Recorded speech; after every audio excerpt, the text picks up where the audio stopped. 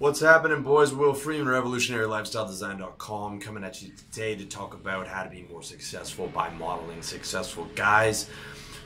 Modeling is the most effective shortcut to success in the world, and it is accounted for every single success that I've had in every area of life. All right.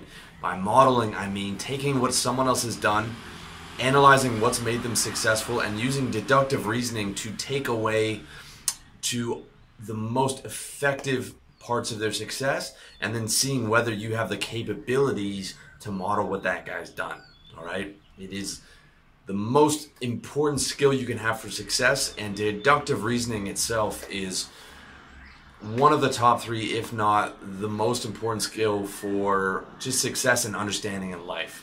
It is so important. By deductive, I mean taking things away. Okay, this guy's really good with girls. What is he doing right? Is he really good looking? Is it his game? What is it? And you can figure that out by taking things away, right? You can take away his game and say, all right, would women still be attracted to him? Brad Pitt is a good example. So by using deductive reasoning, you can see that a lot of his success comes from the fact that he's extremely good looking. That's just one example, but it applies to every area of your life, all right? So let's start with massive success. We're going to start with billionaire level success, all right? And look at our boy Donald Trump here, the Time Magazine Man of the Year 2016.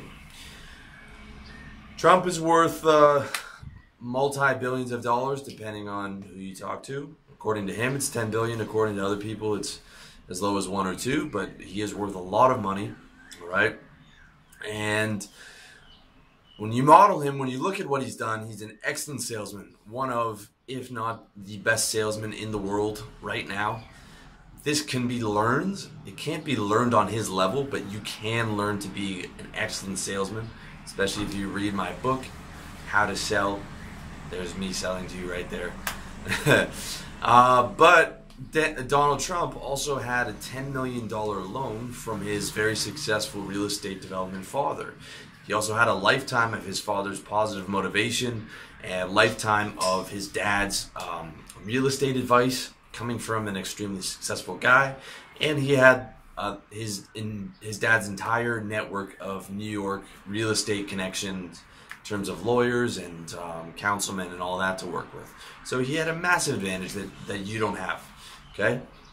In fact, when you look at the Forbes 100, deductive reasoning shows you that the vast majority, if not all of the billionaires, have advantages that you cannot model. You might be able to model some of the things that they do, but their entire skill set and connections and money and things like that are stuff that you can't model. So let me just give you a couple of examples off the top of my head.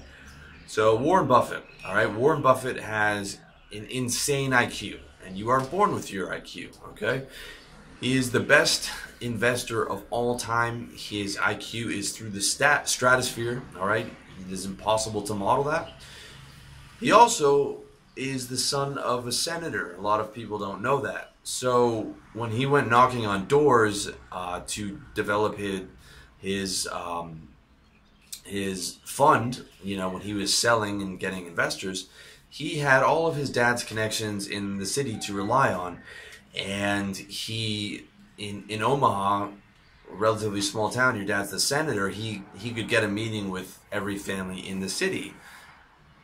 Not an option that most guys have. Even if they're an incredible investor, they are not going to be able to get in the room with all these people. Or, you know, they could, but they don't have that advantage, all right? Other thing is he's incredibly ruthless. Warren Buffett was one of the majority owners of one of these predatory lending companies that was a major source of the 2008 housing crash, where they're just taking the poorest of the poor and giving them these home loans that they know they can't pay off, and then massive interest on top of that.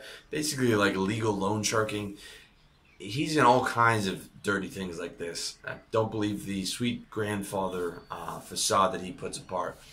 It's not that way. You do not get to be a billionaire without being a savage, ruthless, dirty motherfucker.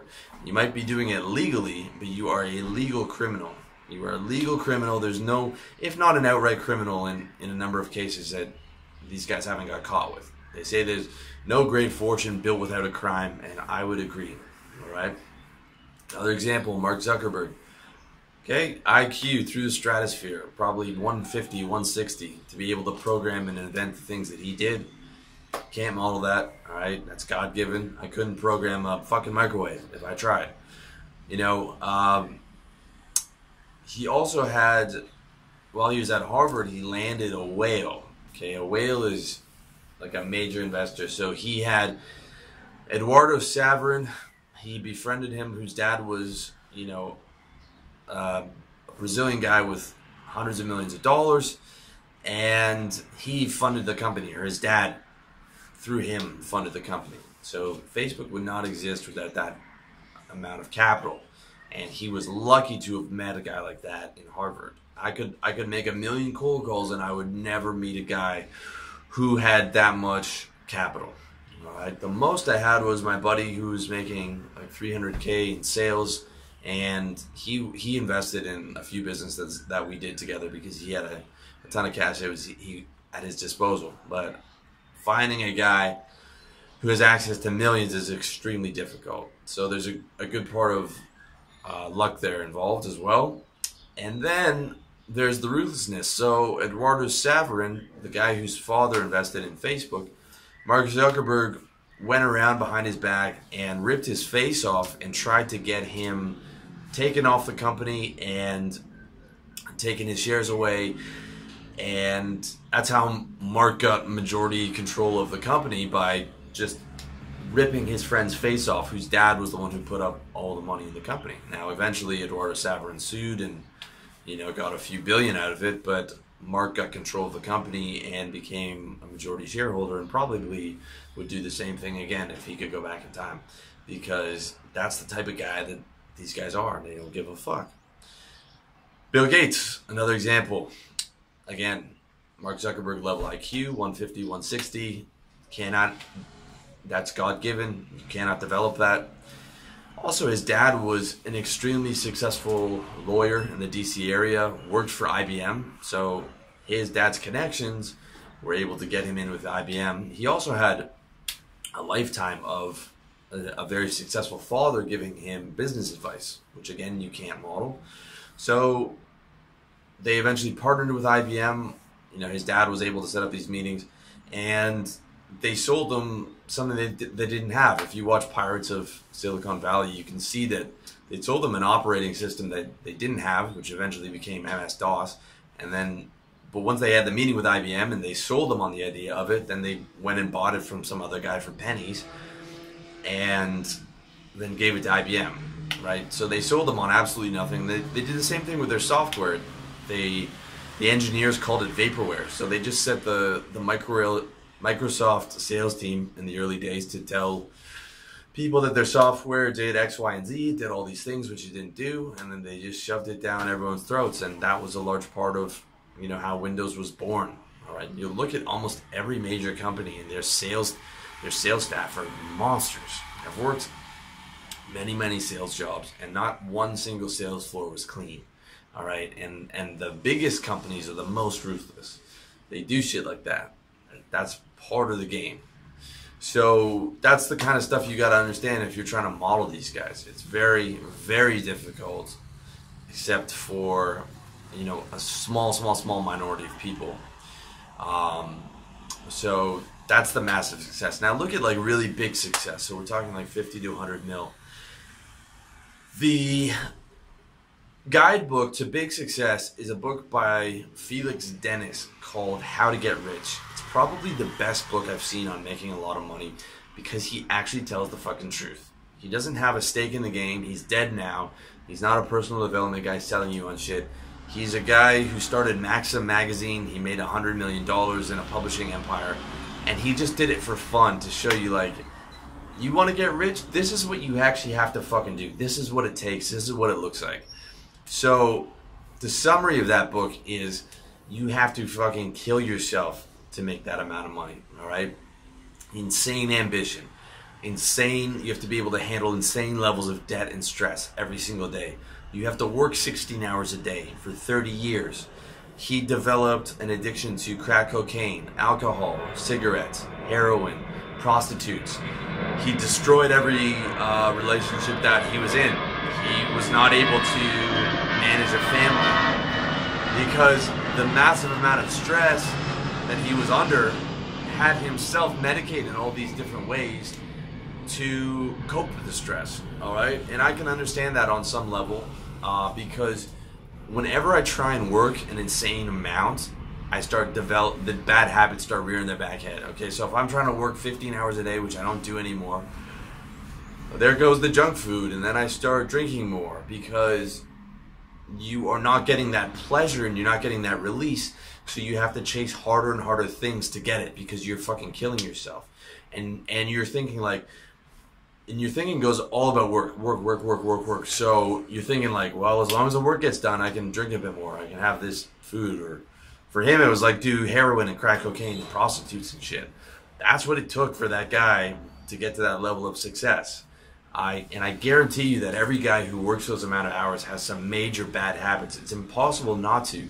It's impossible to just whip yourself like a dog and not pay for it in some way, right? You pay for it with your health, you pay for it in your relationships, you pay for it with the bad habits you develop. That is part of the cost of being a boss. Pay for it with your fucking stress levels and your blood pressure. I mean, Felix Dennis is dead now. He died a few years after he wrote that book. I think he was only in his 60s. All right, and that was after he'd retired for 5 to 10 years to, you know, relax and write poetry, which he seemed like he enjoyed a lot more than that relentless chase of money that he talked about. In fact, he even said in the book he would give up all his money and everything that he ever worked for to go back to being 25 and being able to do it again with health and wealth and all that, and not have had multiple heart attacks from being a crack addict and, you know, health problems and shit.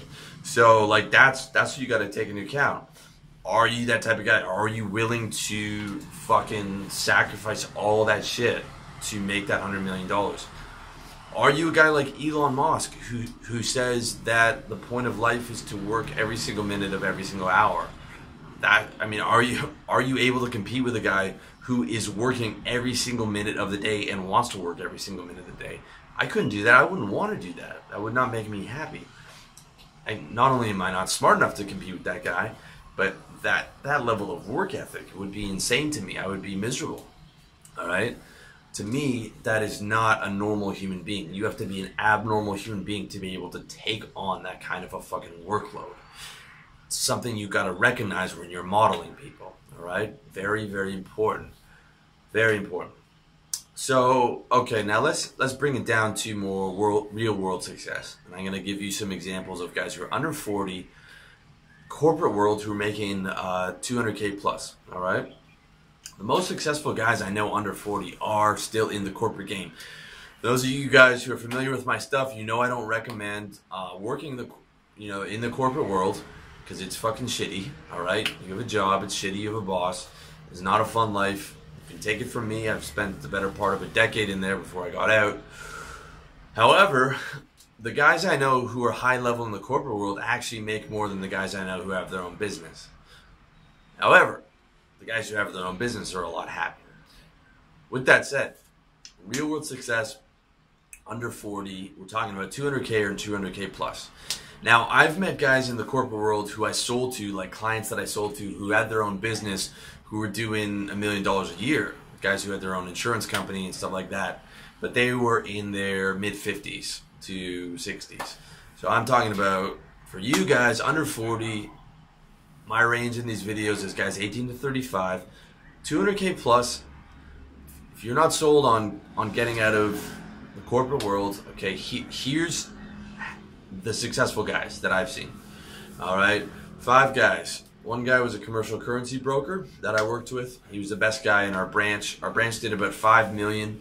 He took home about 250 grand of that, but he probably did $1.5 million in revenue for the branch. He brought in that $1.5 million in revenue by himself. Okay, so this guy was the best salesman in the branch, one of the top guys in the company. If you're one of the top guys in a mid-sized firm, you're going to be doing 200 to 400K. I know the guys at Salesforce, the top salesmen there, were doing 400K. All right, so that's one guy. He's a sales sales guy. The other guy was a branch manager that I worked for. Now, he was technically a 50% owner of that branch. He bought in, so he's making a bit more. But he's still a boss, and our branch was still technically under the wing of that other company. And again, that was in advertising. Our branch did similar numbers to my commercial currency branch. So it did about $5 million a year, that branch. And he, as the branch manager, probably took home about $250 to $300K a year. But again, working an absolute ton, a lot of stress, all that stuff. Another guy was a regional sales manager. That's my buddy Z.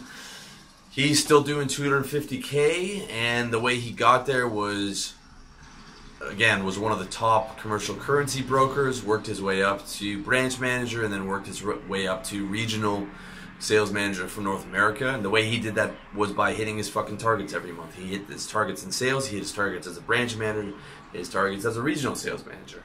So that's how he got there, and he stepped on a few throats of the guys who were higher up, or he was competing with guys for the job. He played the corporate game and stepped on a few throats of guys who were trying to fuck with him and compete with him. So very socially savvy guy, plays the corporate game very well, and always hit his fucking targets, which resulted in the success that he has now. All right. Then I know another two guys that I grew up with. I'm not sure if they make $200K, but they're probably in like the 170 range. One was trained as a lawyer and became a consultant for McKinsey. The other guy was a VP. He might be even higher now at Lehman Brothers. Okay, both these guys came from very hardworking families. Families that had a good amount of money. They had high IQs. They worked harder than everyone else in school, including me. And basically, they were bred to be either lawyers or doctors or, successful professionals. And they went through the, 4 to 8 years of school and killed themselves in school for their whole life, and then killed themselves in the corporate world and work 10 hours a day, 7 days a week. Not rocket science, but that's how they did it. That's how most of the successful guys I know, almost all of them are on the traditional path. Very few. I don't know if I grew up with any successful entrepreneurs. I don't think I did. With the exception of myself, who's relatively successful. So that's the path for most guys that I know who are real world successes. I'm talking about over 200K. The vast majority of them are sales guys. Like I said, sales is the most important skill. In my book, How to Sell, I teach you how to sell. I teach you how to get into the corporate game, stack your cash, get out, build a service-based business. Or, if you want, you can stay on and move up. But I don't recommend it. I don't recommend that model because it's not fun. It's not fun having a boss. It's not fun working 10 hours a day. It's not fun having to bring in $1.5 million in fucking revenue just to keep your fucking job and dealing with all kinds of stress from upper management and shit. It's not a fun way to do it. But if you want to model that, it's there for you. I just want to give you the realistic assessment. Like, all these guys read this entrepreneur porn, and I'm going to make $10 million and I'm going to make 20. It's like, I haven't met a guy under 40 who makes $1 million a year. And I have not met him in person. And the guys that make money, making like 200K, and they are working within the corporate apparatus, and they're selling fucking hard like most guys don't have the balls and the will to do. So you got to look at this shit really realistically, okay? I'm trying to give you my, I'm 34, I've seen all this stuff. So I can tell when all these lifestyle porn and entrepreneur porn are just blowing smoke up your ass. I'm trying to give you like the real shit. Like that's what 200K really looks like in the world. It's like a salesman who's always stressed out, always thinking about his targets, always hammering out 100 phone calls a day, working on the weekend, answering emails on the weekend at night, or guys working 10 hours a day, climbing the ranks at Lehman Brothers, always on his BlackBerry. That's, for the majority of guys, that's what like that 200 grand looks like, all right? However, I want to talk about also real world success as guys who are entrepreneurs, okay? And by that I define real world success is over 100K a year. I made over 100K a year in trading and sales, and Might not sound like a ton of money to you, but if you are making over $100,000, you are top 1% in the world. Okay? You're top 1%. Top 1%, when they were doing that Occupy Wall Street bullshit, complaining about top 1%, blah, blah, blah, blah, blah. The billionaire is not top 1%. The 100 millionaire is not top 1%. The $10 million guy is not top 1%. The fucking guy who makes $100,000 a year is top 1%. I live in Thailand now, and a doctor here makes like $25,000 a year. Okay? The guy who is who's making six figures is top 1% in the fucking world. That is a successful guy. All right? So, to be a top 1% guy and not have to work a corporate shitty job, I'll give you a few examples of guys who are making six figures. All right? And these are just guys I've met in the last year out here in Chiang Mai. Almost all of them are working a service-based business. All right? The reason I keep hammering you guys on a service-based business is it is the most effective, easiest way to make money. By selling a service, I mean the big four that I've seen, okay, the big two offline are real estate and insurance. Every single one of you guys can make six figures selling real estate or insurance. It's not particularly fun, but you can do it.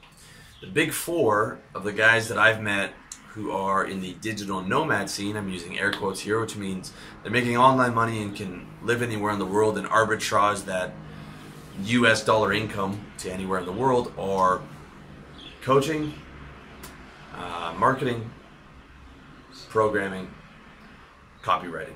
Those are the big four, all right? I've met guys making six figures, and all those, except for copywriting, the guys in copywriting are making like high five figures, so like $6,500 a month, 75 grand a year type of thing, US, all right? The online millionaire is very fucking rare. Very fucking rare. You know, I've not met any guy who's making like big money out here. And I live in the digital nomad capital of the world. I've not met any guys who are millionaires. The only guys that I know is the guy who invented the dropship lifestyle course, Anton, who I believe is a millionaire. It's a decent course, and again, you know, but that's a very rare thing, okay? Most of the guys are not fucking millionaires out here. Most of the guys are fucking just struggling to eat. But there are a few guys, like I said, making six figures, and almost none of them are doing the digital nomad businesses like blogging, dropshipping, Amazon FBA, okay?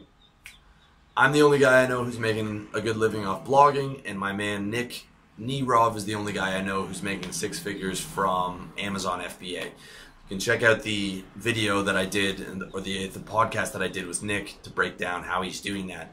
But for the vast majority of guys, the service-based business is the fucking way to go because it's so much easier, all right? There's a proven market. You know that everyone needs marketing and copywriting services. Your costs are nothing. Your inventory is nothing. Your expenses per month are nothing. All you need to do is learn your skill and put out 200 to 300 cold calls and emails a day, and you'll be six figures within a year or two if you really go hard. That's it. That's it. All right. Yes, you're still selling your time for money, but a product-based business has a fucking 90% failure rate. It's very hard to do a product-based business. I know I'm speaking from experience. This is my fifth fucking product-based business.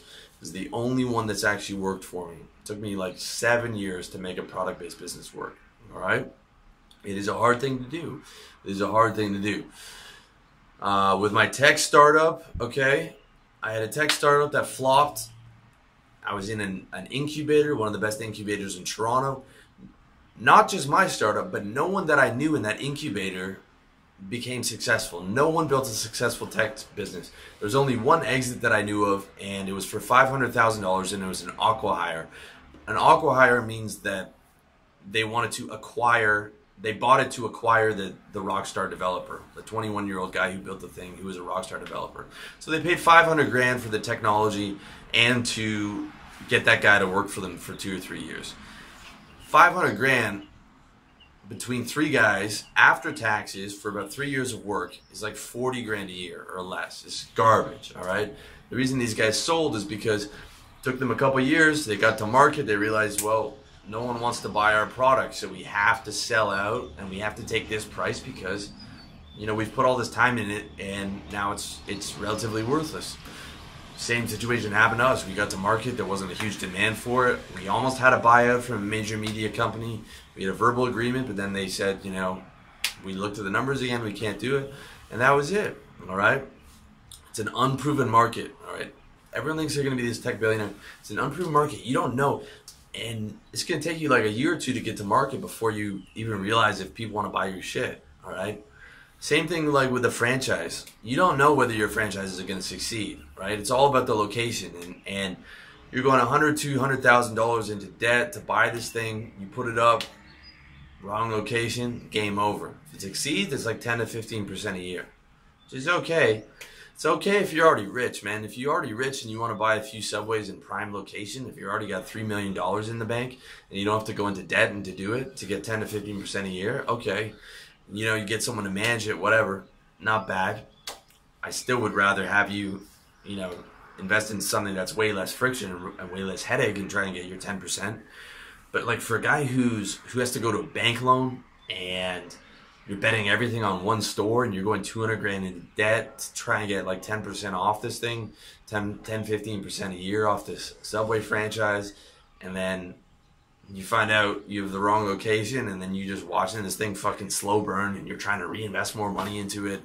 I mean, come on, those franchises are those are soul crushing, man. Can't do it. Cannot recommend that shit because it's so easy to go broke. With a service business, it's very hard to fail because it's very hard to go broke. You can't fail because all you need is an internet connection and a phone. As long as you just keep working and keep selling, you can just pivot and niche yourself and increase your sales skills and you know, eventually get people to buy it. As long as you've chosen a proven market like I fucking tell you to do, it's just a matter of pushing hard and selling hard and keeping at it, because guys don't fail because they pick the wrong thing. They fail because they go broke. As long as you have money, you can always pivot into the next thing. You can always pivot into the thing that's going to eventually succeed. But you fail because you go broke. And in a service-based business, it's very hard to go broke because you don't have fucking expenses and you don't have employees and you don't have overhead. All you're doing is just fucking, hey, do you want to buy this? Hey, do you want to buy this? Emailing, do you want to buy this? Right? That's it. So it's very hard to fail. That's the fucking key. Keys to the service-based business, why it's a really good thing to model is because, one, you don't need massive IQ. Number two, you're not reinventing the wheel. You know that it works because it's a proven market. Number three, it is very hard to fail because it's hard to go broke. You know, you really only fail if you quit. All right? And number four, there's a million examples to model. You don't have to take my word for it. You can go out and read whatever your niche is. Go read every guy who's successful at that. You want to be a copywriter? Read every fucking book on guys who made six figures at copywriting. With Amazon and all the blogs available today, you've got every motherfucking resource at your fingertips to model like the successful guys. Just be like accurate with your thinking about, like, you know, don't take everything with a grain of salt, right? Because a lot of people have a reason to lie to you, but like, use your deductive reasoning and then fucking find the proven market, model a successful guy, and then do exactly what they do, right? It's that easy, man. It's that fucking easy. That's what you got to do.